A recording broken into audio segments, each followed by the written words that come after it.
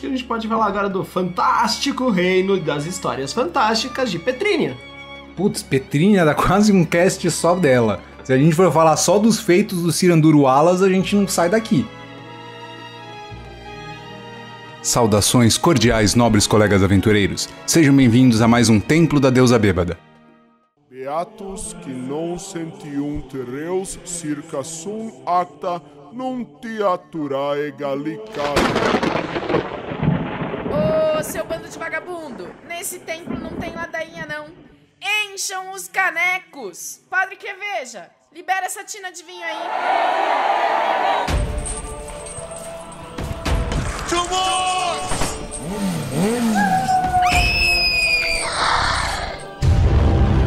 Tempo da Deusa Bêbada.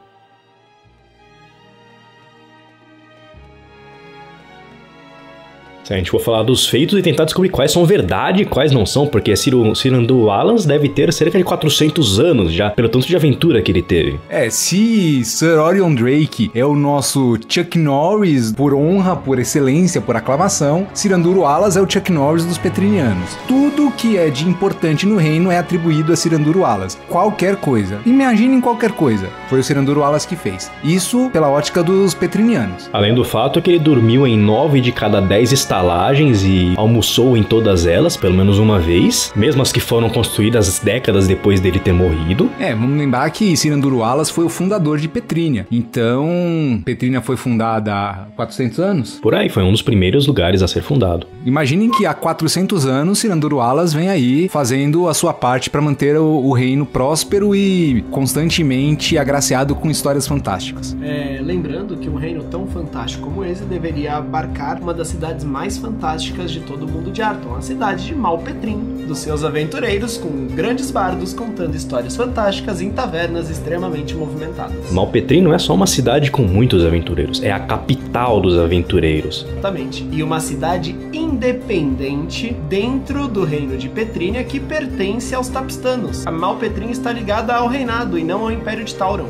Na verdade, a situação política de Malpetrim é uma grande confusão. Durante os eventos das Guerras Táuricas, os Minotauros invadiram Petrínia, assim como invadiram todos os reinos a oeste de Derreon. Infelizmente, ou felizmente, a cidade de Petrínia conta com a maior densidade demográfica de aventureiros. Reza ao último censo, dá conta de a cada 100 pessoas em Malpetrim, uma é aventureira. E quando a gente fala aventureiro, é pelo menos um nível em uma classe básica do manual básico. Você tem um nível de guerreiro, você é considerado aventureiro para os padrões de Petrínia. Lembrando que um guerreiro aventureiro é diferente de um guerreiro que faz parte da guarda de algum lugar, por exemplo. O guerreiro aventureiro tem habilidades diferentes do que um guerreiro comum tem. Quando falamos de aventureiros, não são pessoas treinadas de forma padrão, seguindo padrões e organizações. São pessoas que têm grandes habilidades e lutam com seus próprios estilos. E essa concentração tão grande em Malpetrim fez uma frente tamanha às forças de Tapista que elas não tiveram escolha a não ser permitir que Malpetrim fosse uma cidade livre dentro de seu próprio império. O fato é que Malpetrim não arruma confusão com ninguém, contanto que ninguém vai acabar com a farra nas estalagens. Uma curiosidade sobre Petrínia, esse reino tão curioso, Arton como um todo tem uma população de aventureiros um pouco maior do que outros cenários teriam. É dito que 1 a cada 10, se eu não me engano,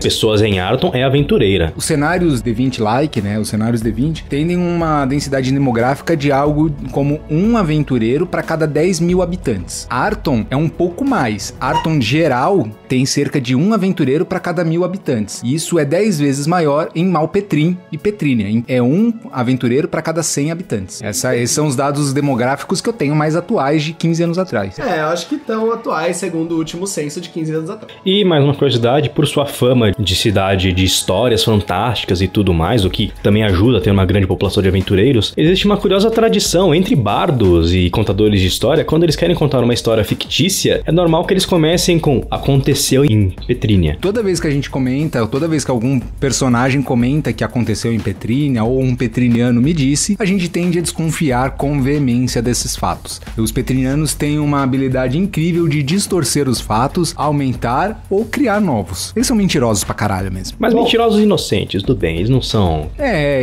Eles não têm interesse em fazer mal com as mentiras, eles só têm interesse de maquiar um pouco as histórias. Eu gostaria de fazer uma menção honrosa à Petrínia, principalmente a Malpetrim especificamente, especificamente. Tem 2 locações que são famosas em Malpetrim. Qualquer bom jogador de Tormenta RPG Alpha deve conhecer essas 2 localidades. Uma pelo seu valor histórico e carisma do ambiente, e outra simplesmente por uma personagem famosa que frequentava. São 2 estalagens. A estalagem do Macaco Caolho, essa estalagem ela se localiza em Malpetrim, e a outra estalagem, essa muito mais cara, nobre, para pessoas abastadas, é a Águia de Ouro, que é famosa por ter um quarto específico para uma personagem, a Niele. Esse quarto ele é exclusivo para ela por 2 motivos. Primeiro, porque ela é muito peculiar, excêntrica e um pouco maluca. E segundo, porque ela mexe com magias caóticas que tornaram o quarto uma área de magia caótica. Então é meio perigoso entrar nesse quarto quando ela não tá lá. E quando a gente diz caótica, a gente quer dizer que é tão caótica a ponto de ela não ter controle total sobre essas magias. Isso deriva do artefato que ela usa, que a gente vai falar mais pra frente sobre artefatos famosos. Não é só o cajado ou o olho de Cisás, tem muitos outros interessantes. Você pode dormir neste quarto e acabar acordando com algum animal bizarro com você, até mesmo um Pokémon muitas vezes. E na verdade, acho que o maior risco de quem dorme no quarto da Niele não é nem acordar com um bicho estranho, é acordar sendo um bicho estranho. Bom, vamos pra Pondsmania. Tá do outro lado do reinado. Pondsmania faz fronteira com, se não me engano, Bielefeld, Portsmouth, Sambúrdia e União Púrpura. Pondsmania, ela é famosíssima por conter uma floresta gigantesca. Todo o reino de Pondsmania é uma floresta. Apesar disso soar estranho, isso fica claro quando a gente percebe que os habitantes de Pondsmania são, em sua maioria, fadas, pixies, sprites, brownies, os bichinhos pequenos, não... Seres feéricos, em geral. Seres feéricos, exatamente. As suas fadas vivem em árvores e a capital é chamado Tantalas Shaed, certo?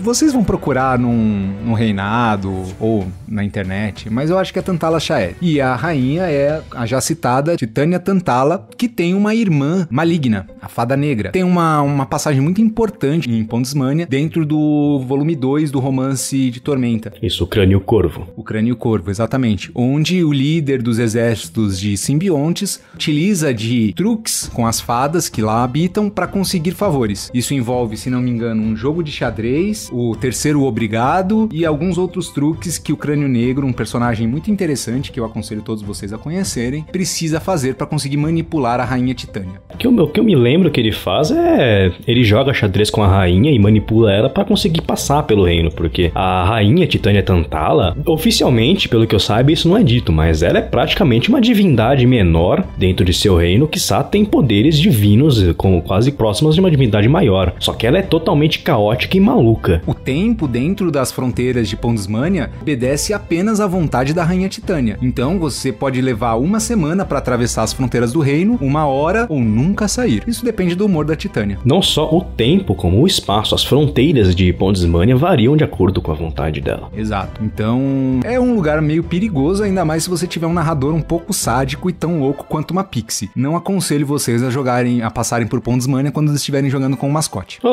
Não, nunca aconteceu, mas eu tenho medo. Que é isso? Eu tenho medo. Levando em consideração as experiências de aventuras passadas, realmente evite. Calúnia. Se a deusa disse, é melhor realmente evitar. Bom, tirando o fato de que Pondsmania tá repleta de fadas e seres feéricos, e que você entrando lá pode acontecer de você participar de uma festa regada a muita comida, bebida maravilhosa e músicas incríveis, pode acontecer também de essa festa nunca acabar e você morrer dançando com seus pés sangrando. Então, eu reforço, Pondsmania é um reino complicado se você não for uma fada. Mantenha a distância se possível. E mantenha a distância também de Portsmouth, principalmente se você for um mago. Portsmouth é um dos reinos que faz fronteira com Pondsmania e é conhecido pela censura a magias, magos e qualquer conteúdo e conhecimento arcano. Mesmo que o abutre que governa esse reino seja um mago secretamente muito poderoso, por sinal. O Conde Ferrin Asloth, conhecido como o Abutre, é quem instituiu essa política de tolerância zero a magos, segundo ele, devido a perdas familiares ocasionadas devido ao uso irresponsável de magia. E ele acredita que a magia é um poder grandioso e perigoso demais para pessoas não qualificadas dominarem. Claro, ele acha que ele é a única pessoa no mundo qualificada para usar magia. Ele prega que a magia arcana é uma afronta à magia divina e aos deuses e tudo mais.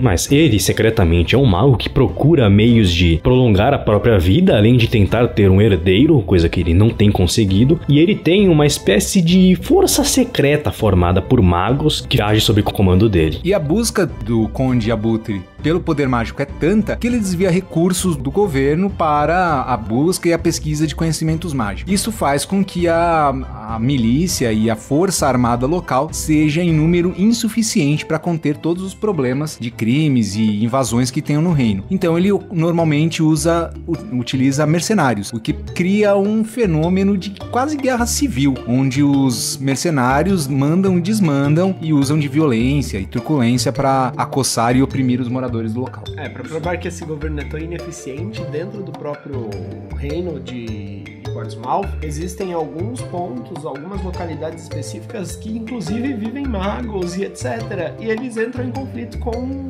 as milícias frequentemente. E Portsmouth, ela é bem conhecida por seus mercenários, por sinal, que são até relativamente honrados e profissionais, para assim dizer. Eles têm códigos de conduta bastante rígidos nesse sentido. Tá bom. Eu tenho preconceito com heróis mercenários, tá? Eu gosto de heróis honrados que fazem o bem sem olhar a quem. Veja bem, eu não estou dizendo que eles são honrados ou heróicos. Eu disse que eles são profissionais bons. Não confunda.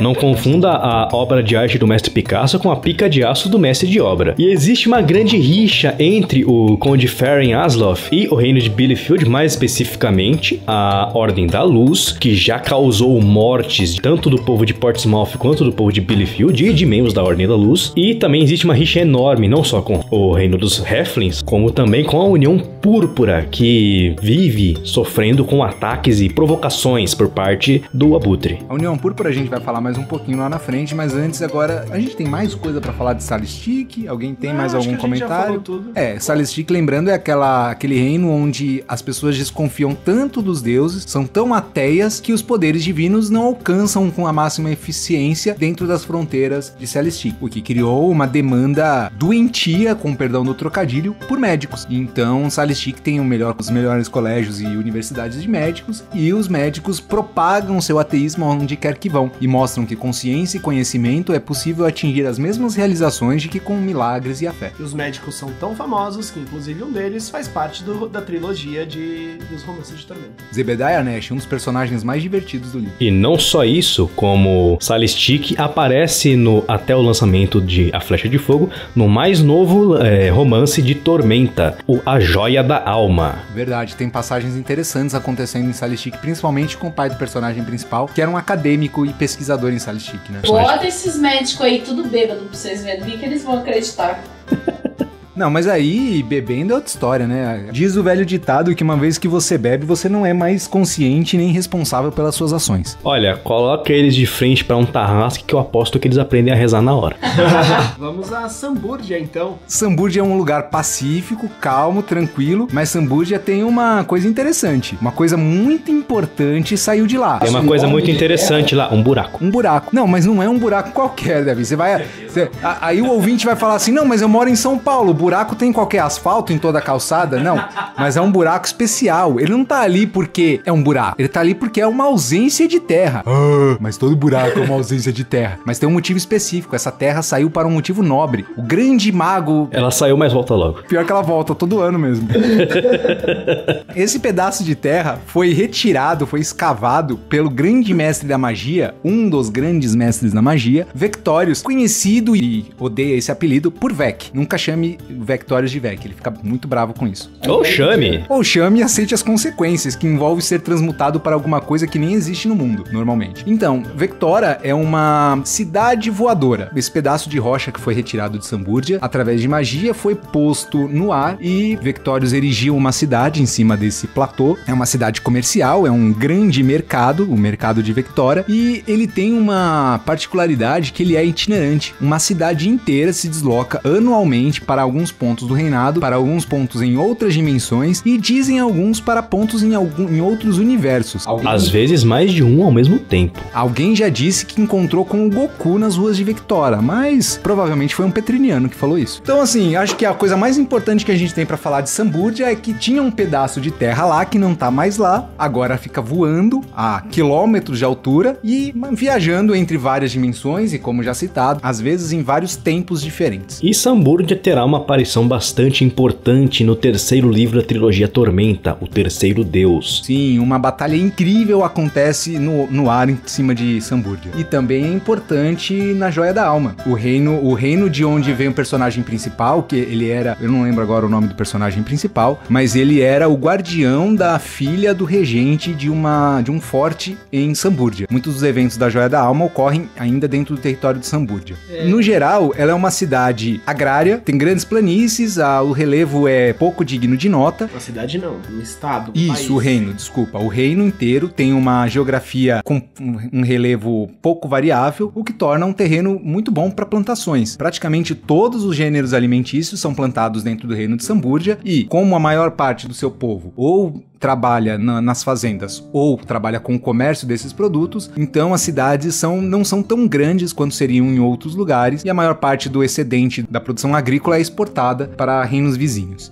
Um destaque para Samburdia é que a fronteira leste e nordeste dela está de cara com as Montanhas Sanguinárias, já citadas como um dos locais com a maior concentração de monstros por metro quadrado. Resumindo então, Samburdia tem o apelido de o celeiro de Arton, porque muita comida é produzida lá, e é isso. Se você quiser ser aventureiro, não vá pra Samburdia. Mas se quiser se aposentar, vá lá, compre um pedaço de terra, faça uma fazenda e viva feliz. Vamos para Scar-Shantalas, o reino que leva o nome do seu senhor. Voltando a fazer referência ao que o nobre colega Davi falou sobre a presença de dragões reis modificarem o clima da região, imaginem que você está num local como Samburdia. Samburdia tem um clima agradável, uma vez que você consegue plantar qualquer gênero alimentício ali. O clima é ameno, as chuvas são regulares, as estações são bem marcadas. Se você seguir um pouquinho mais para nordeste, você vai passar por Trebuk e vai chegar finalmente em Scar-Shantalas. Não é uma distância muito grande, mas o clima muda completamente em Scar-Shantalas. O clima é mais seco, as chuvas são bem esparsas e no geral é quente, é tipo Cuiabá. E a maior particularidade de Scar-Shantalas é que é um reino inteiro dominado por um dragão. Isso, queridos, lembraram do Scar, como foi comentado na parte dos deuses menores? Ele é um dragão rei vermelho, o mais poderoso dragão vermelho, ele é enorme, poucos veem a sua forma verdadeira, pois a loucura e o medo natural que se tem de dragões perto do Scar em sua forma natural é tão grande, mas tão grande que pessoas normais morreriam simplesmente de estar na presença dele. E o legal de ocultar esse poder é que em todas as representações que você vê em livros, em quadrinhos, etc., de Scar em forma humana, élfica, ou élfica, o mais humanoide possível, é sempre cômica, são sempre passagens engraçadas que acontecem com o Scar, até ele ficar enfurecido e virar um dragão. Essa reação que a gente tem com o Scar se deriva principalmente da aparição dele em Holy Avenger, que é não cômica, mas ele é um dos que se fode mais ao longo da revistinha, na minha opinião. Ele é roubado 2 vezes, ele tem o amor da sua vida assassinado na sua frente, e em momento algum ele consegue se vingar de ninguém. Mentira, ele se vinga dos parentes das pessoas que fizeram mal a ele. Mas um detalhe interessante sobre Scar-Shantalas é que ele é um regime praticamente ditatorial. Scar é um tirano que proíbe qualquer outra adoração a qualquer outro deus que não ele, e proíbe a presença de qualquer dragão dentro de seu território que não seja ele. Graças a isso, o exército de Scar-Shantalas conta com uma divisão de caçadores de dragão de elite. Só um adendo, Amigo Mago classifica o regime de Scar-Shantalas como sendo uma ditadura. Eu discordo em grande parte porque o próprio povo de Scar-Shantalas ama apaixonadamente seu regente. Então eu acho que eles mesmos nem cogitam adorar qualquer outro ser que não ele. Mas você tem que entender que essa adoração hoje vem de séculos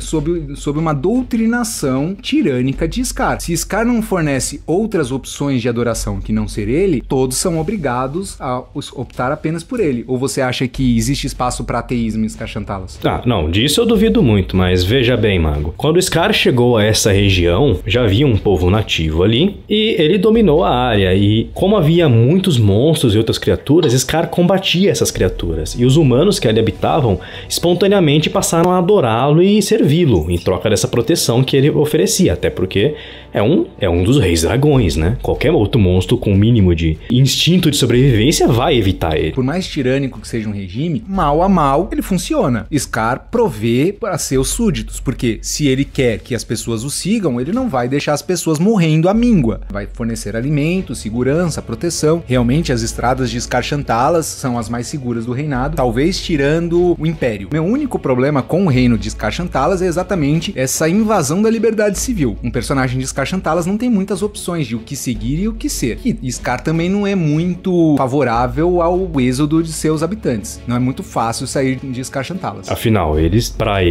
são o tesouro dele, exatamente, parte de sua propriedade. Não é tirânico isso? Tornar vida parte do seu tesouro? Com certeza é, mas o que eu digo é, o povo de Scar Shantalas, de certa forma, aprecia esse modo de vida. O próprio Scar é um tirano megalomaníaco. Ele é o extremo do que um dragão vermelho é. Ele se acha melhor do que tudo e todos. Não aceita outros dragões em seu território, porque, bom, dragões são naturalmente territorialistas. Ele tem o desejo de se tornar uma divindade maior. Tanto que ele tenta de todas as formas suplantar o poder de qualquer outra divindade em seu reino. E existe um foco de resistência que ele não consegue abater. Ali, que é uma floresta, eu não vou me lembrar o nome agora. A Ilha dos Druidas dos Insetos. E é nessa ilha que são druidas ditos apócrifos, né? Porque eles veneram um aspecto da natureza que é visto com olhos... Na verdade, não é bem vista, né? Que é o reino dos insetos e das criaturas microscópicas e minúsculas. São, se não me engano, os druidas dos vermes, que se chamam. Não lembro bem ao certo. Mas é nessa passagem, é nesse lugar que o Orion Drake tem o seu braço esquerdo... É um spoiler curtinho, porque isso acontece no começo do terceiro deus. Orion vai resgatar uma moça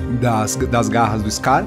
Na fuga, ele acaba tendo o braço esquerdo totalmente queimado. A gangrena e as infecções começam a se espalhar pelo corpo dele. Ele tá começando a alucinar, tá à beira da morte, quando eles encontram essa ilha com esses druidas que colocam uma lesma gigante para consumir tudo que há de ruim no Orion. Uma lesma gigante e outras lesmas menores que consomem doença e qualquer coisa do corpo dele. E espécie de lesmas espirituais, fantasmas que consomem os miasmas da alma de Orion Drake. Exato, e ele sai desse tratamento com vermes completamente mudado. Além de não ter mais um braço, ele não tem vários e pequenos defeitos na alma e no caráter que ele tinha. É como se ele tivesse sido purificado, o que tornou ele um pouco mais chato que o normal, porque ele ficou mais paladinesco, mais honrado, mais disciplinador, mas em compensação tirou dele todo e qualquer espaço para corrupção que poderia ser utilizado pela Tormenta. E é isso que eu acredito que tenha feito diferença na invasão dele na Tormenta de Tamurá. Ah, você fala que ele ficou mais chato, mas fala se ele aparecesse aqui agora e falasse: Mago, vamos pra guerra, você não seguia ele marchando. E gritaria por Orion Drake, por Arton, pela liberdade. Agora vamos para o outro extremo, mas também um regime ditatorial, tirânico, mas esse tem paralelos que nós conseguimos traçar com o nosso mundo real. Então, se você é um RPGista não padrão, mas um RPGista que, assim como nós, adora adquirir conhecimento, vai ser fácil para você entender como funciona o reino de Tapista. O reino de Tapista é um dos reinos semi-humanos maiores. Se não me engano, é o primeiro maior. Não, o segundo. O primeiro é Doherin, mas o segundo maior reino é o reino de Tapista, o reino dos Minotauros. Ele é muito importante atualmente, porque vem deles a dominação do Império de Tauron. As Guerras Táuricas, um dos mais recentes eventos do cenário, que narrou a invasão dos Tapistanos, dos Minotauros, a parte do reinado. Eles conquistaram toda a área a oeste de Derreon, se não me engano, não é verdade? Sim, eles passam pelas montanhas uivantes para chegar aos reinos que estão mais ao sul. Os reinos que foram dominados são, em ordem alfabética, Fortuna, Lomatubar, Petrínia, Protetorado de Rodenford, Tolon. Nós vamos falar daqui a pouco. E são esses. É isso aí. Esses reinos foram invadidos pelos Minotauros como uma demonstração de força por parte dos Minotauros. A gente tem que lembrar que o Império de Tapista, que o reino de Tapista, tem uma forte devoção a Tauron, o deus da força, que nós já falamos anteriormente. Mas um dos aspectos que Tauron rege é: o forte é obrigado a proteger o fraco, mas o fraco, em resposta, em compensação, é obrigado a servir o forte. Isso cria nos Minotauros uma tendência ao escravismo. O escravagismo é legal dentro das fronteiras de Tapista. Eles se utilizam desse dogma para justificar a escravidão de outras raças em seu reino, em raças inteligentes, né? E é uma coisa curiosa até a questão da escravidão em Tapista, pois é extremamente mal visto maltratar um escravo, o que pode causar punições severas, podem ser pena de morte ou até mesmo o serviço escravo, o que geralmente eles falam com que os minotauros prefiram a morte. Um outro aspecto que obriga não, mas que legitima o comportamento escravagista dos minotauros é que não existem minotauras, não existem fêmeas da espécie, da raça minotauro. Então eles não têm uma espécie com quem fazer filhotes, se é que eu posso usar essa expressão. E eles utilizam então fêmeas ou mulheres de outras raças. Eles têm preferência por humanas e elfas porque, como minotauros, eles são mamíferos e são um pouco mais bem dotadas nesse quesito, se é que vocês me entendem. E é estranho também essa questão do escravismo, que os minotauros em sua história eram escravos. Antes deles serem um império extremamente bem formado e forte, eles eram escravos dos orcs. Isso mesmo, a raça do Minotauro já foi escravizada por orcs há muito tempo, muito antes da formação do reinado, e eles conseguiram se libertar do jugo de orcs, e a partir daí eles começaram a se organizar e começaram a se fortalecer, a conhecer o mundo, entrar em contato com outras raças para se preparar para futuras invasões, futuros inimigos. E nisso, eles conseguiram contato com os anões, a única raça a qual os Minotauros respeitam quase que como iguais, por sua força, por sua coragem, por sua honra, né? E disciplina e rigidez. Exatamente. E os anões ensinam aos minotauros técnicas de arquitetura e forja que possibilitaram a eles formar seu grande reino de Tapista, que é um reino bastante avançado. Em termos de históricos, pense, ouvinte, na Roma Antiga, que você tinha canais fluviais, estradas pavimentadas, aquedutos. Um sistema de governo mais próximo da república. Império, antes de se tornar um império, quando ainda era apenas um reino, ele tinha o senador, que era o mesmo equivalente aos senadores romanos. Uma junta de senadores ajudava o imperador, o regente, a tomar decisões que visassem o bem comum. Inclusive, a maioria dos políticos tapistanos, os minotauros, são representados usando togas que lembram muito as togas romanas. Por sinal, uma curiosidade para se ter, apesar de usarmos o termo reino, império, esses termos não são completamente corretos. Por exemplo, apesar de ser um reino, Tapista nunca foi governada por um rei, e sim por um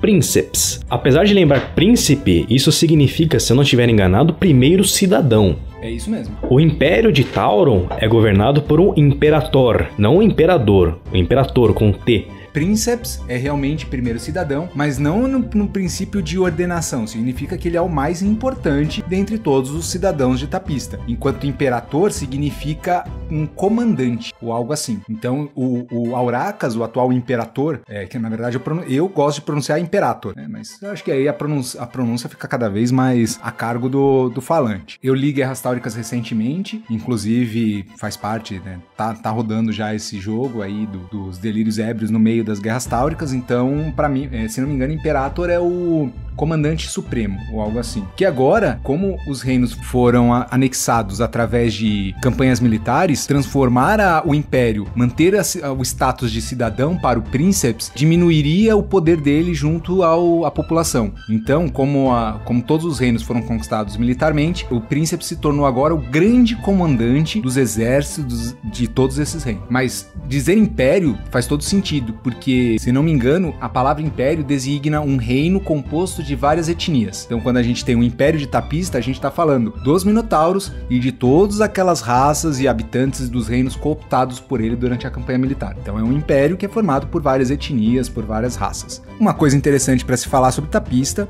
já foi citado recentemente, mas a gente vai reforçar, é que os minotauros têm um pavor absurdo de altura. E nós sabemos, né, qualquer pessoa sabe que crescer uma cidade lateralmente, horizontalmente, dá muito trabalho, e além de precisar de uma mão de obra incrível para patrulhar, controlar e dispersar renda e víveres através de um grande território. Então, a verticalização de construções é um passo importante para o crescimento populacional, para o crescimento demográfico. Os arquitetos de Tapista resolveram o problema do medo de altura dos minotauros de uma forma muito criativa.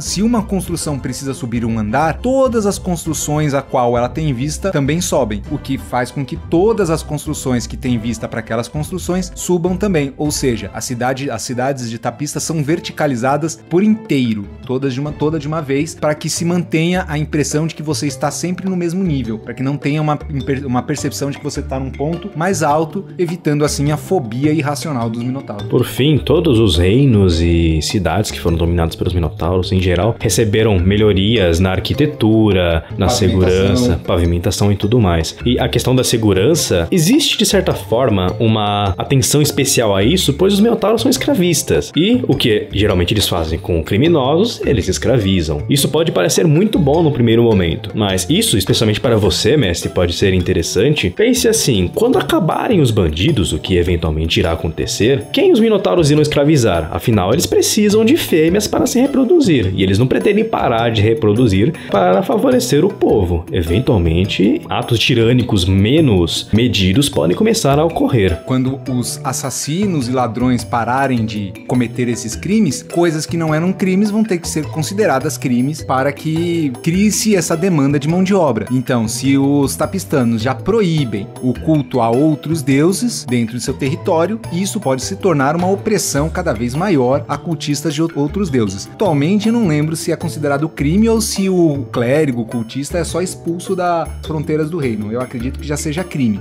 mas quando os criminosos comuns acabarem, eles provavelmente vão perseguir os fiéis. Então aí, narrador, olha que gancho interessante, um clérigo do seu grupo ser enviado acidentalmente ou não para dentro do Império e ter que sair de lá sem ser pego. Neste caso, ou eles vão expandir mais o Império, dominando mais reinos, ou alguma outra medida eles terão que tomar. Como dica, né, procure ler um pouco da história romana para ter ideias. Afinal, a história tapistana dos minotauros, toda a cultura dos minotauros é fortemente baseada na cultura romana, como eu já citei. Inclusive, se você pegar ilustrações de soldados minotauros, você vai ver que eles usam armaduras, equipamentos muito similares aos de equipamentos romanos, inclusive sandálias. Os que não têm cascos no lugar de pés, no caso, né? Eu gostaria muito de narrar uma invasão do Princeps Auracas à cidade de Valcária para poder como narrador representar a célebre frase de César junto ao rio Rubião: Vini, vidi, vinci. Vim, vi e venci. Você fala Vini, vidi, 20, rola o dado e sai um 20, né? Porra, incrível, ia ser fantástico.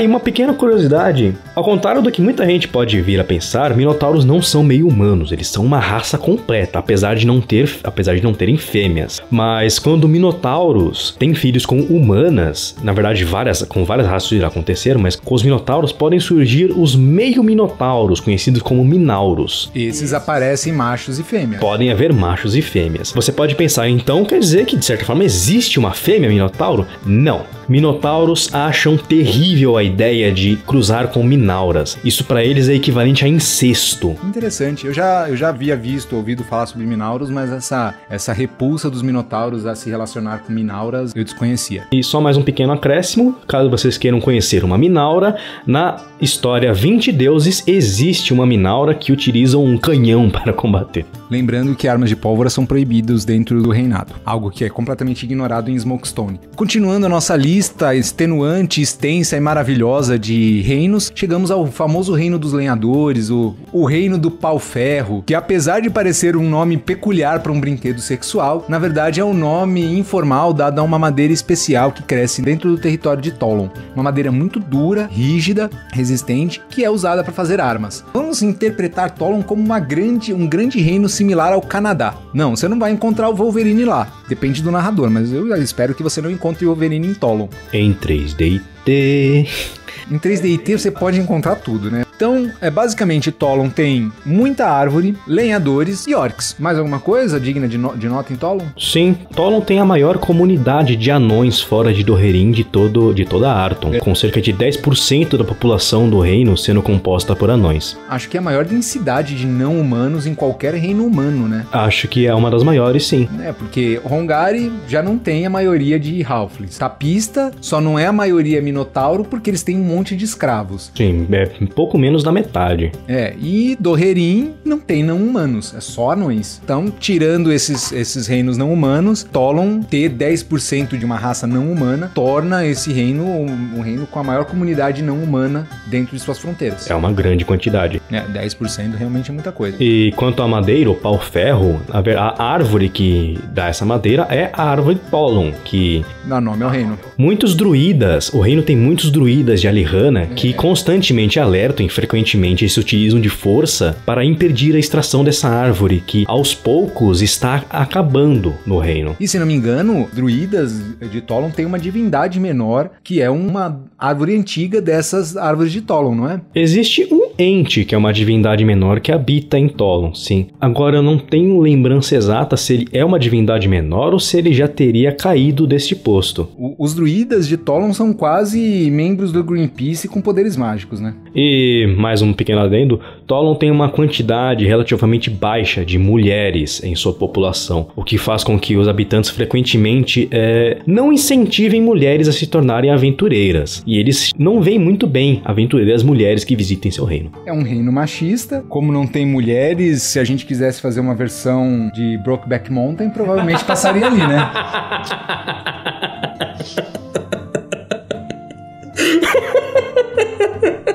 Falamos de Tolon e agora vamos falar de Trebuk. Trebuk está do outro lado, parte leste de Arton Norte, e a sua principal particularidade é que, tirando o reino de Tamurá, que era um reino à parte do reinado, a maior área de tormenta que já surgiu nos limites próximo à fronteira de Trebuk. Posteriormente, essa área de tormenta expandiu-se durante o evento que ficou conhecido como a Batalha de Amarid. Amarid é um forte que ficava na fronteira norte, no limite do Rio dos Deuses. Lembrando, o Rio dos Deuses corta Arton de leste a oeste e passa na fronteira norte, divide o deserto da Perdição e o reino de Trebuk. E uma área de tormenta surgiu dentro do deserto da Perdição, mais próximo à fronteira de Trebuk. A sua rainha, que sua espada nunca perca o fio, Shivara Sharpblade, reuniu o exército do reinado sob seu comando, sob sua bandeira, para tentar conter o exército da tormenta, a invasão da tormenta. Vamos lembrar que quando a tormenta surgiu em Trebuk, conhecia-se muito pouco sobre ela. Ainda encarávamos os monstros da tormenta como uma invasão de alienígenas insetoides. A gente já vai falar sobre tormenta e explicar por que essa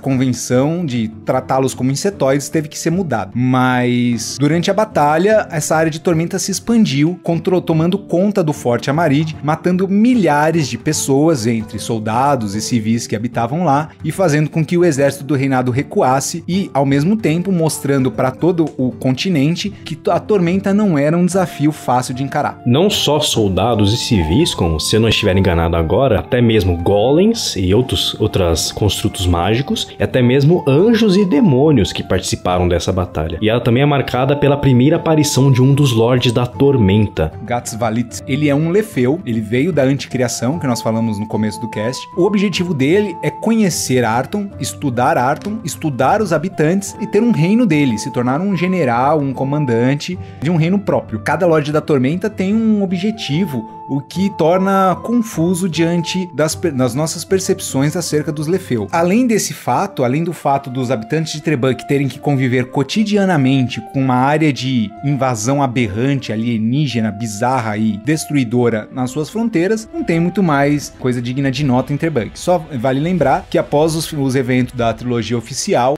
Shivara Sharpblade se tornou ao mesmo tempo rainha de Trebuk e regente de Euden. E após as guerras táuricas, ela é eleita como rainha imperatriz do reinado no lugar do rei imperador Torm.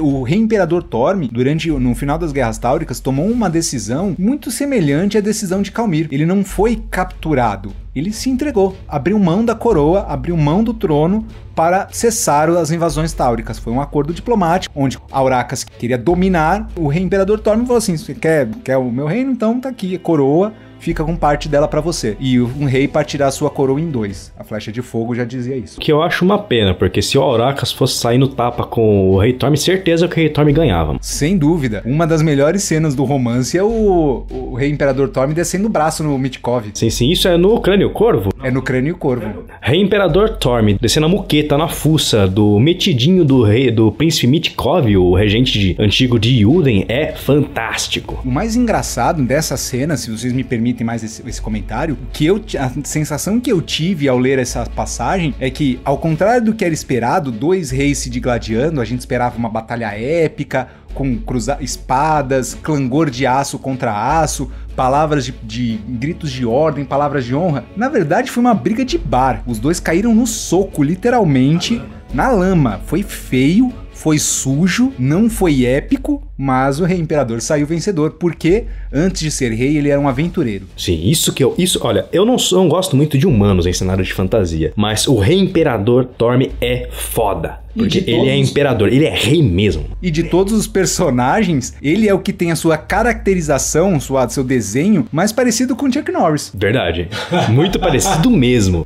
Vamos agora a Tirondir, o reino fronteira que tem uma importância muito grande no reinado, porém ele sofre um pouco pelo esquecimento, né? No sentido de que ele recebe poucos recursos para combater um mal que está batendo às portas. Como assim que esquecimento? O Thor Iron Fist conhece muito bem ele, tá de olho até. Tá então, sempre ali olhando. Depende. Quem que você acha que esqueceu o Tirondir? O reinado. Ah, tá. O reinado esqueceu mesmo. Tirondir, gente, fica no extremo de Hangfarstit, que é um istmo, é um estreito, uma faixa de terra que liga Arton Sul com Arton Norte. Foi através desse estreito de terra que os exilados da Grande Batalha subiram e atingiram o continente norte. Lembrando, o exílio foi após uma grande batalha que ocorreu no Reino Sul. Para evitar que os exilados tentassem voltar para o reino onde eles eram proibidos de entrar, foi construído um reino, uma cidade, fortaleza, exatamente na única passagem possível entre as montanhas do istmo de Hangfarstit. Então, só uma pequena correção, amigo mago. Vamos lá. Porque a fortaleza de Califor, como é essa cidade fortaleza que você está falando, ela foi construída muito tempo antes para evitar invasões de povos bárbaros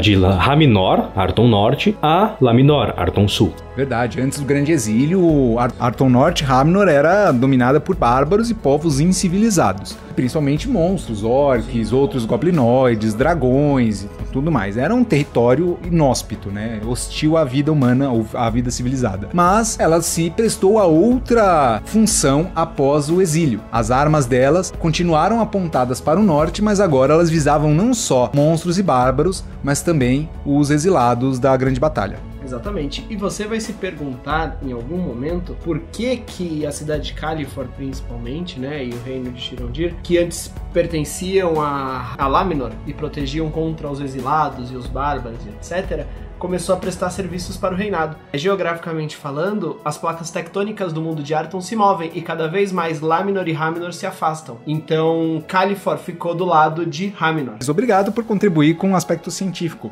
Arauto, isso é bem interessante. Califor foi construída, como já foi dito, para conter o avanço dos bárbaros, impedir que eles entrassem em Laminor e posteriormente impedir que os exilados de Laminor voltassem. Porém, um grande evento começou a tomar corpo em Raminor após o Grande Exílio e durante a colonização de Raminor. O evento é a Aliança Negra. Os goblinoides começaram a se juntar, na verdade, já tinham derrotado os elfos, já tinham dominado Lenore, conquistaram todo o continente sul e estavam voltando seus olhos agora para Arton Norte.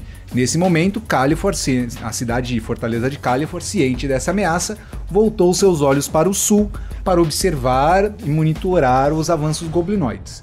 Eventualmente, Dvor Ironfist, o líder da Aliança Negra, conseguiu conquistar Califor. Então, hoje em dia, o cenário atual é Califor, uma das cidades fortalezas, na verdade a cidade fortaleza mais importante de Arton, agora está sob controle do inimigo. E assim como a muralha foi ultrapassada pelos caminhantes brancos, a cidade de Califor vai ser ultrapassada pelos hobgoblins e os outros goblinoides, e Arton Norte está à mercê da aliança. E não, ao contrário do que vocês pensam, quem nasce em Califor não é californiano.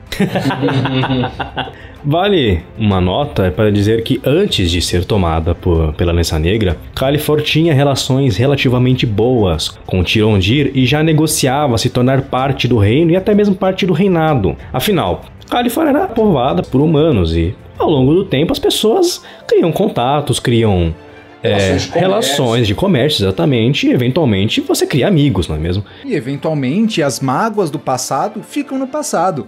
Netos, bisnetos e tataranetos de exilados e de vencedores acabam esquecendo as desavenças. E eventualmente o pessoal de Califor, olhando pelas suas muralhas, as cidades em Tirondir, os povos em Tirondir, perceberam: eles são gente como nós, não devemos tratá-los mal e eles vão nos ajudar se for necessário. E é o que acontece. Durante a expedição Aliança Negra, uma missão parte de Califor para investigar um acampamento goblinoide ao sul. Após séculos também passados, né, você acha que os povos já nem conhecem mais os antigos reinos em Laminor, então não há lembranças, né, sobre guerras e expulsões e hoje em dia nem existem humanos lá pra lembrar disso. Os humanos lá agora estão muito ocupados sendo escravizados, chicoteados e açoitados pelos goblinoides. Sim, porque todo mundo fica muito ocupado e esquece de outros problemas quando você está sendo chicoteado, escravizado.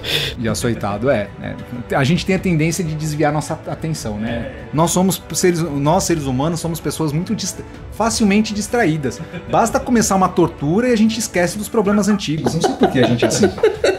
Vendo aqui na nossa lista, eu acho que faltou Tamurá. Por que ela não está aqui? É porque Tamurá, na verdade, nunca foi parte do reinado. Ela sempre foi um país completamente isolado, um reino próprio, que nem tinha muitas relações com o reinado. Posteriormente, eles tinham uma relação de intercâmbio cultural bem pouco explorado, e ela não está aí nessa lista hoje, porque os eventos do Crânio Corvo tiveram corpo há alguns anos atrás.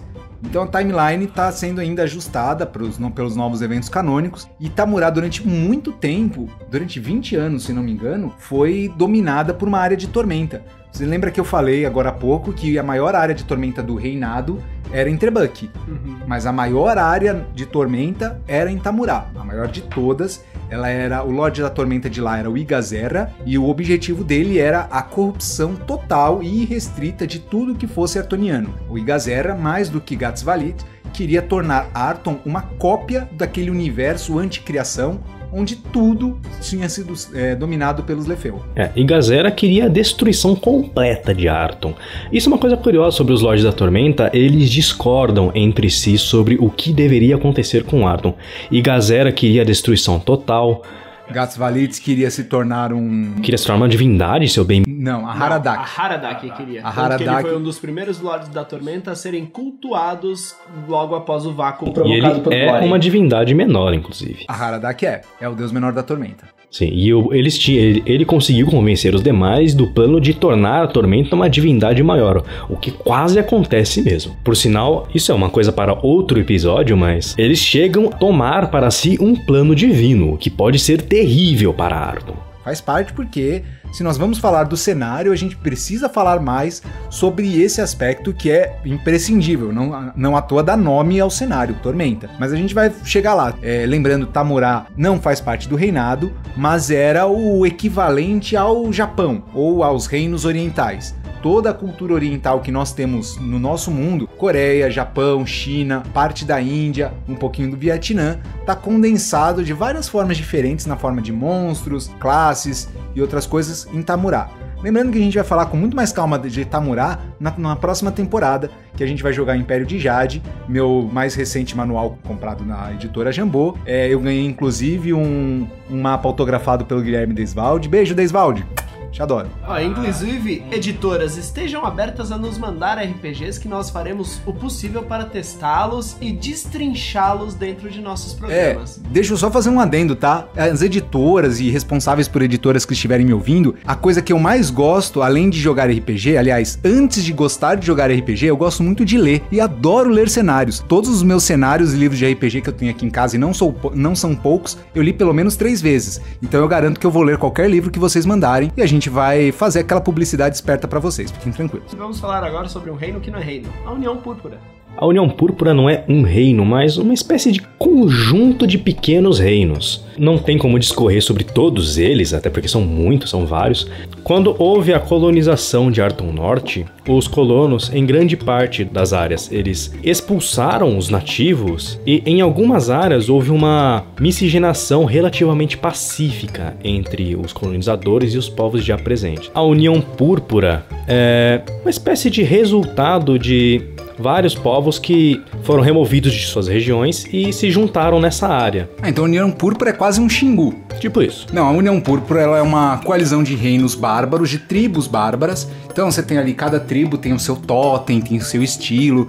Se você quiser fazer um bárbaro em Tormenta, grandes chances de ele ter vindo da União Púrpura, ou Montanhas Uivantes, ou até mesmo das Montanhas Sanguinárias, mas a maior parte deles vem da União Púrpura. Em grande parte, eles são adoradores de Alihanna, deus da natureza, e Megaluk, o deus dos monstros. A União Púrpura, a gente está citando ao longo de todo o cast a trilogia oficial de romances, e a União Púrpura tem uma participação importante, principalmente nos eventos do Crânio e o Corvo, que é os bárbaros são infestados de simbiontes e passam a ser controlados pelo Crânio Negro e outros servos da Tormenta, principalmente servos de Gatsvalit, que utilizam dos bárbaros contaminados pelos simbiontes como força armada para combater o exército do reinado. Além disso, não temos muito mais o que falar sobre a União Púrpura, ela tem as suas particularidades geográficas, pontos de interesse que um narrador sábio e estudado pode aproveitar para colocar ganchos interessantes na aventura. Eu gostaria de citar que a União Púrpura me lembra um período histórico do final do Império Romano, quando a beirada do Império Romano, uma das fronteiras do Império Romano, tocava o que hoje é conhecido como a Alemanha. Na época, o reino saxão era uma miríade de tribos bárbaras. Os godos, ostrogodos, visigodos, todos viviam nessa região e eles eram chamados por bárbaros pelos romanos. Mas isso não significa que eles eram criaturas ou seres sem inteligência e acéfalos. Eles eram uma cultura completamente diferente da cultura romana e por isso, vista por eles, que se achavam a epítome da sociedade ocidental, eles achavam que os godos eram os povos bárbaros, os povos germânicos eram bárbaros. Então a gente pode traçar aí um paralelo de xenofobia, né? Porque se você chama alguém de cultura diferente da sua de bárbaro, você tem no mínimo uma grande ignorância sobre a sociedade a qual você está atacando. Peraí, quer dizer então que os bárbaros da vida real não entravam em fúria e saíam matando os outros com machadada, mesmo que você enfiasse uma espada na garganta deles? Infelizmente, acho que não. Acho que só os bárbaros russos. Eles fazem isso até hoje. Não precisa ser bárbaro na Rússia pra fazer isso aí. Você pode ser uma criança que você faz isso. Então, o que hoje a gente chama de bárbaros no RPG, no mundo real a gente pode chamar só de russo. Perfeito, está aí. Fechou? Combinamos assim. Então a gente vai falar agora, saindo do oposto, do barbarismo e das formas tribais de convivência, a gente entra agora no reino de Unwilla, que não poderia ser mais antagônico e ao mesmo tempo faz fronteira com a União Púrpura, se não me engano. Unwilla é o reino da magia. Nós comentamos anteriormente, falando de Unwilla, que Unwilla foi construída, as fronteiras de Unwilla foram determinados através do estudo das áreas de antimagia, áreas de magia caótica, perdão. É um fenômeno que acontece dentro das fronteiras de Unwilla, onde, aleatoriamente, fenômenos mágicos arcanos não acontecem da forma prevista. Então, se você conjurar uma bola de fogo, que é uma magia escolhida por 9 entre 10 magos, numa área de magia caótica, essa bola de fogo pode ter comportamentos anômalos, como ser, na verdade, uma bola de ar, pode ser uma bola de confetes, ou pode simplesmente não funcionar. Devido a esses fenômenos bizarros que apareciam nesse território, muitos magos foram para essa região para estudar esses fenômenos, entender como eles se formam e entender, principalmente, tentar controlar esses fenômenos. Por isso criou-se uma cultura de magos. As cidades do reino se especializaram cada uma em uma variação de artifícios mágicos. Então a gente tem uma cidade especializada em criar golems, a gente tem uma cidade especializada em criar varinhas, cajados, itens mágicos variados.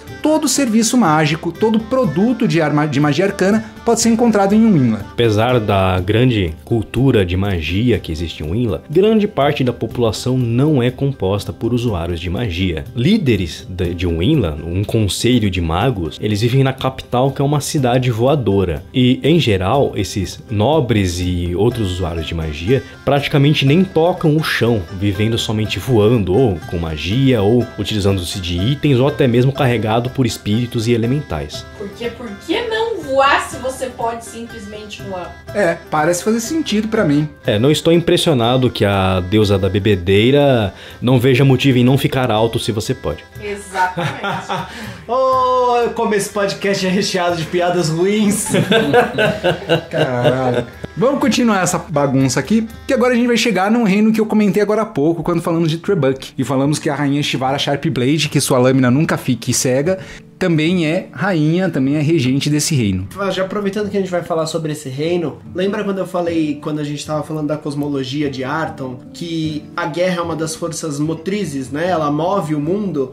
Esse reino é caracterizado por ser um reino extremamente belicoso, e muitas das coisas que aconteceram recentemente no reinado foram, em parte, resultado de ações provocadas por esse reino. Vamos a algumas características do reino de Yuden. Ele faz fronteira com Derreon e outros reinos ao redor, mas o principal aspecto dele é que ele é um reino extremamente militarizado. A disciplina e a hierarquia militar ocupa todos os níveis da sociedade, ao ponto de que até crianças portam armas e até crianças conhecem táticas de batalha simples. Acredito que crianças em Yuden consigam formar uma parede de escudos com eficiência. Tenho dó das crianças em Yuden que são mais gordinhas e sofrem bullying, porque deve ser pesadíssimo. Olha, pode ser que eu esteja puxando a brasa pra minha sardinha, mas eu tenho pena dos professores dessas crianças em Yuden. Imagina você dar aula pra uma criança que usa uma espada curta? Eu imagino que em Yuden os professores podem não só usar palmatória nas crianças, como ajoelhar ela na tampa de garrafa de Coca-Cola. Lembre-se, mascote, que a maior parte dos professores são clérigos de Tanató.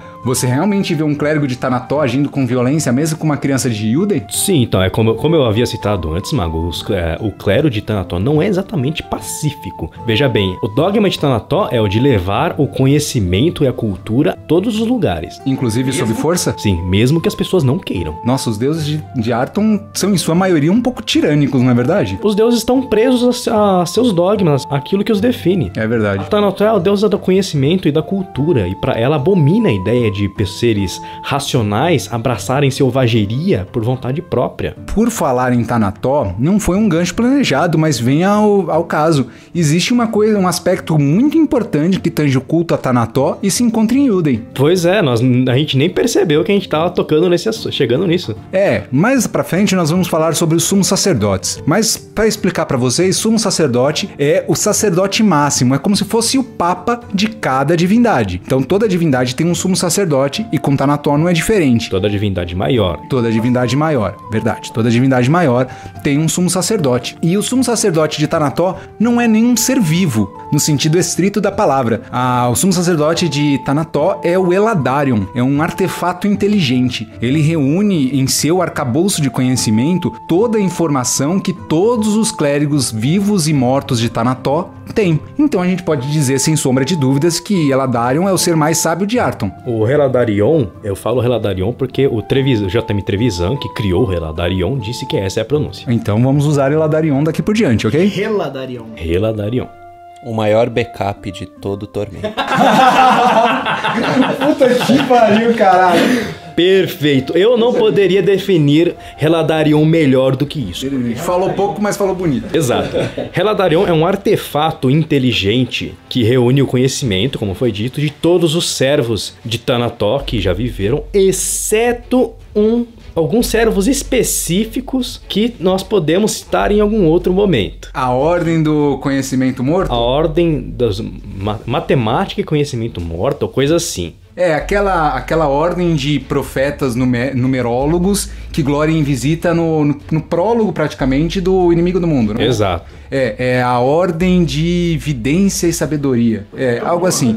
Eles são, inclusive, os únicos sacerdotes de Tanató autorizados a esconder conhecimento. Eles não só devem esconder conhecimento, na verdade é meio bizarro. Se você vai esconder o conhecimento, porque é gerá-lo, mas enfim. E eles não só escondem conhecimento, como quando morrem, suas almas são aprisionadas em bolas de cristal para que elas não vão para o reino de nenhum dos deuses, pois o conhecimento que eles contêm é perigoso até mesmo que outros deuses o possuam. Afinal de contas, a única vez em que essa ordem foi citada de forma oficial provocou a tormenta. Glórien visitou a ordem de vidência e numerologia. Ordem morta de vidência e numerologia.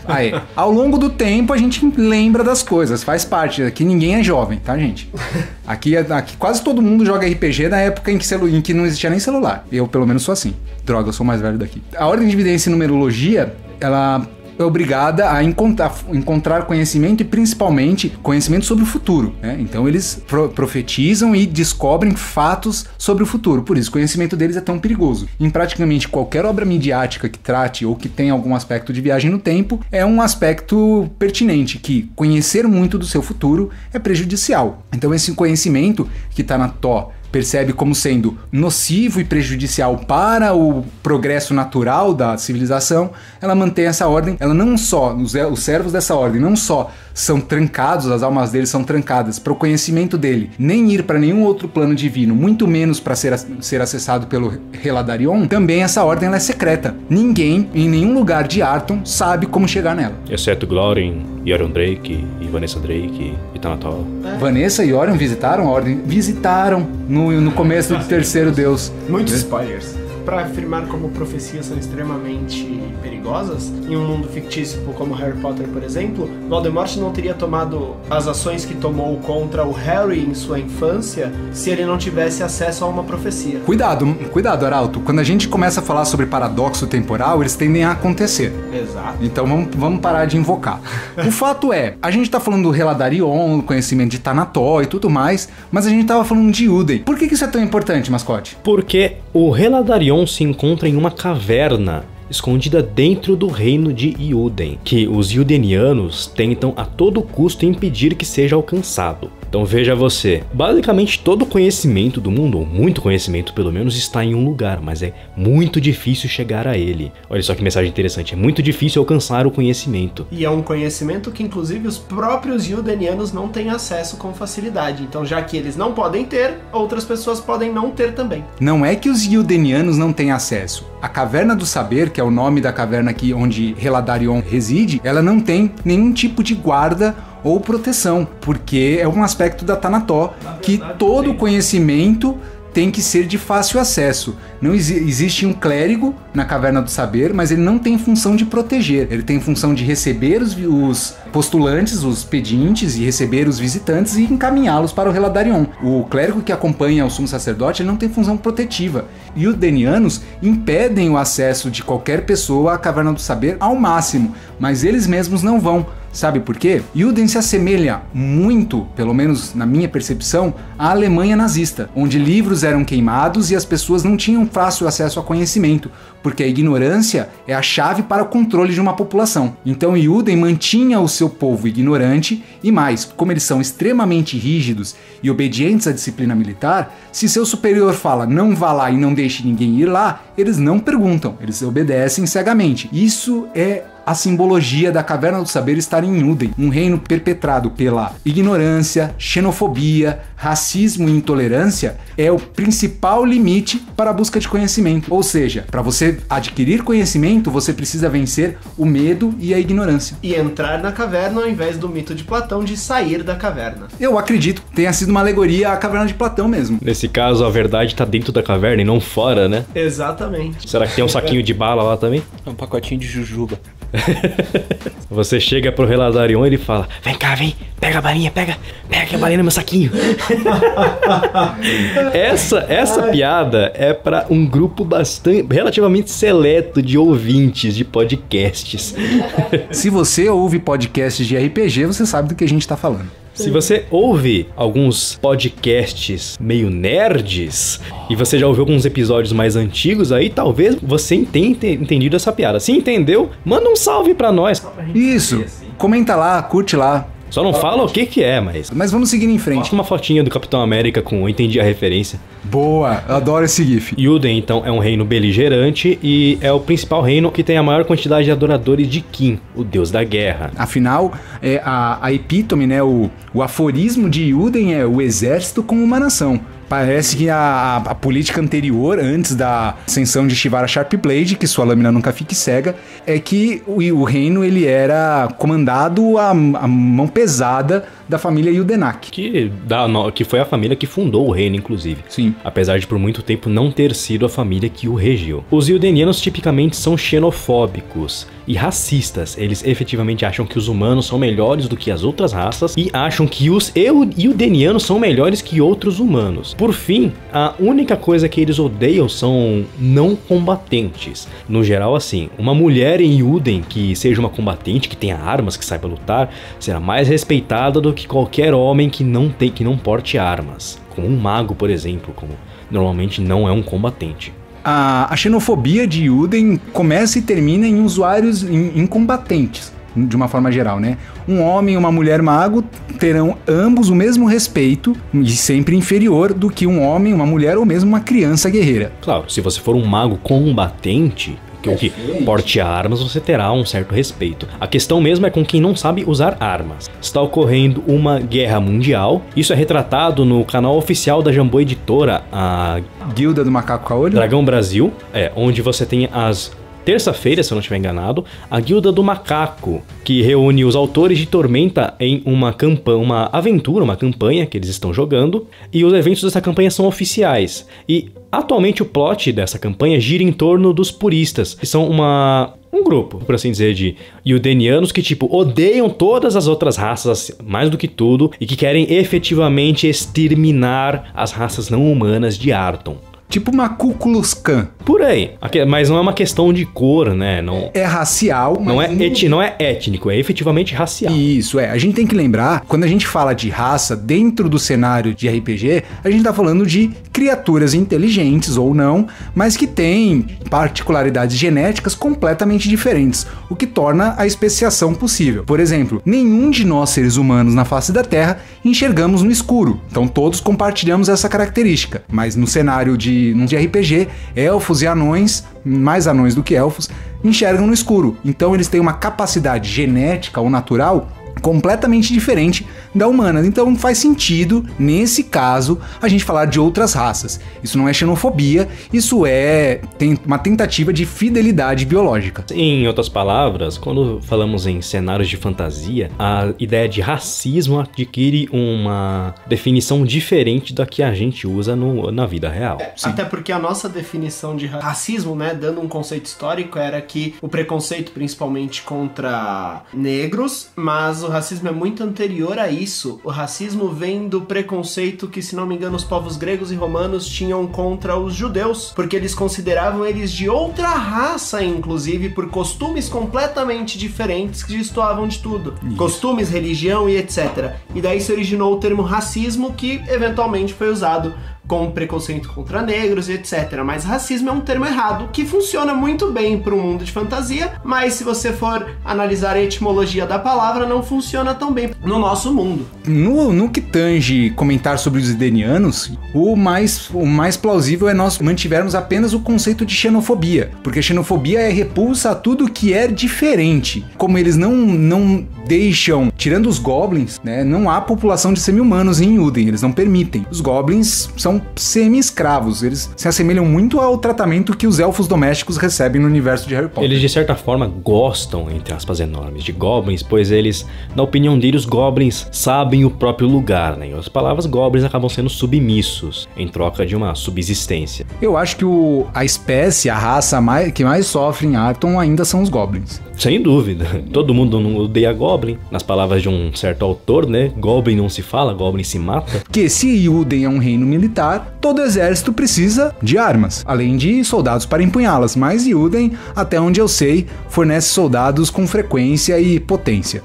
Mas os soldados precisam de armas para lutar. Então entra nesse aspecto o reino das armas, o reino de Zakharov. Zakharov é um reino ao norte de Derreon e a leste das Montanhas Uivantes, que é famoso pelas maravilhosas armas produzidas pelos mestres forjadores daquele reino. Zakharov, naturalmente, tem boas relações com Euden, já que eles produzem armas e Eudenianos gostam de armas, então eles compram armas de Zakharov. Há algum tempo, na história de Arton, Zakharov tinha relações não só amigáveis, mas muito próximas com Doherin, o reino dos anões. Inclusive, as tradições de produção de armas e utensílios de guerra que os Zakharovianos possuem foram ensinadas pelos anões, que são mestres forjadores de armas e armaduras. Esse aspecto da raça anã, ele é visto em todo e qualquer mundo que a gente conheça, cenários de RPG. A gente passa por Tolkien, Forgotten Realms, Dragonlance, todos são unânimes de que anões são excelentes forjadores, excelentes trabalhadores com metais e minerais em geral. Eles são excelentes em trabalhar tudo que vem do fundo do subsolo, da terra, porque é o que eles encontram quando eles escavam suas cidades subterrâneas. Encontram ferro, joias, metais, e aí eles trabalham, vamos dizer que o que sai da pedra é o fruto da árvore dos anões, não é? que é a fonte de renda deles. Da mesma forma que Sambúrdia exporta soja, trigo, milho, o reino anão e Zakharov exporta espadas, arcos, escudos, armaduras. Cada um vende o que trabalha melhor. E a relação entre os dois reinos era muito boa. Inclusive, nesse tempo, era permitida a visita de humanos a algumas cidades anãs. Através de Zakharov. Sim, através de Zakharov. Havia uma passagem direta entre o reino subterrâneo dos anões e a superfície que ficava em Zakharov. Também venda de metais, matéria-prima, armas mesmo, né? Bebidas, entre outros produtos. Os anões presentearam os humanos com uma arma mágica. É um artefato, na verdade, que seria o machado do deus menor da força e da coragem anão. Eu lembro que ele tem o nome Zacarim. Isso que é. Não é Zacarias. Mas é Zacarim, é o machado lendário produzido pelo deus menor da força que produziu esse machado. Que era o dono desse machado. E ele só podia ser empunhado por um anão, se eu não me engano. Mas enfim, era um machado que foi dado de presente, uma forma de mostrar a amizade, né, entre os povos. E o regente dessa época de Zakharov olhou pro machado e falou: cara, eu quero empunhar esse machado. Ele tentou, não conseguiu, obviamente, pois era um humano. Então ele cometeu o erro de resolver fazer uma cópia desse machado. Outras pessoas começaram a fazer isso também, e os anões ficaram ofendidíssimos com esse ato. Exigiram a destruição desses machados. Posteriormente ocorreu o chamado As Armas de Doherin, que fez com que quase todos os anões, se não todos os anões da superfície, voltassem para Doherin para enfrentar uma invasão de um exército Troll, e a passagem que levava de Doherin para Zakharov foi selada por completo. E existe um certo ressentimento entre o povo de Zakharov e o povo anão, mas ao mesmo tempo muitos deles lembram com certa saudade desse tempo, pois havia muita amizade e relações muito próximas entre os povos. Até existem cidades anãs que querem reabrir essa passagem e eles estão dispostos até mesmo a selar, a isolar essa cidade do resto de Doherin para não gerar problemas para o resto do reino, caso fosse considerado que isso pudesse ocorrer. Parece que tá tendo treta em Doherin já de todos os lados, né? Ao mesmo tempo que você tem uma parcela da população anã que quer retomar o contato com Zakharov e reabrir a passagem, você também tem uma cisão entre os credos. Tem anões que estão se bandeando para culto a Tenebra e abandonando Calmir. Acho que por anões viverem muito tempo e serem, assim como as montanhas, serem muito sólidos e firmes, eles são meio resistentes à mudança. E guardam ressentimento como ninguém, né? Então, mas também você há de concordar, Mago, que não existe amigo mais fiel e leal do que um anão quando você o conquista. Exato, mas dizem que leva mais de 50 anos pra conquistar a confiança de um anão, né? Bom, existem anões e anões, não é mesmo? Ingram Brassbones era um anão atípico. Sim, ele era um anão que frente de seu tempo. Vanguardista, afinal, ele era um grande armeiro e ele usava armas de pólvora, o que é altamente mal visto. Mais do que isso, ele foi um dos inventores das armas de pólvora. Inventores das armas de pólvora e até mesmo do fuzil de repetição, basicamente a metralhadora. E da Claymore. Também. Da granada, do C4, enfim, qualquer coisa que faz cabum e queima as bárbaras, o Ingram Brassbones está no meio. E ele fez uma trollagem com a Rumnan que é histórica, mas foi a pedido de Tenebra. Pedido de Tenebra para ter a sua amada de volta. Não foi um ato de egoísmo, não. E ele ficou muito resistente a fazer isso. E não foi nada sacana, não, relaxa. Ele não fez nada com a Rumnan, a espada sagrada de Calmir, que vai sacanear o Calmir. Ele só deu uma melhorada. Vamos dizer que ele não transformou Rumnan em uma prataria de dona de casa. Mas digamos que agora você pode acertar alguém com a Rumnan sem estar em alcance corpo a corpo. Eu acho que a gente já falou bastante sobre os reinos de Arton, assim como a gente falou anteriormente também sobre a cosmologia do mundo. Acho que tem muita coisa ainda pra gente explorar sobre Tormenta RPG, inclusive o que dá nome ao jogo. E eu acho que a gente pode deixar isso pro próximo episódio.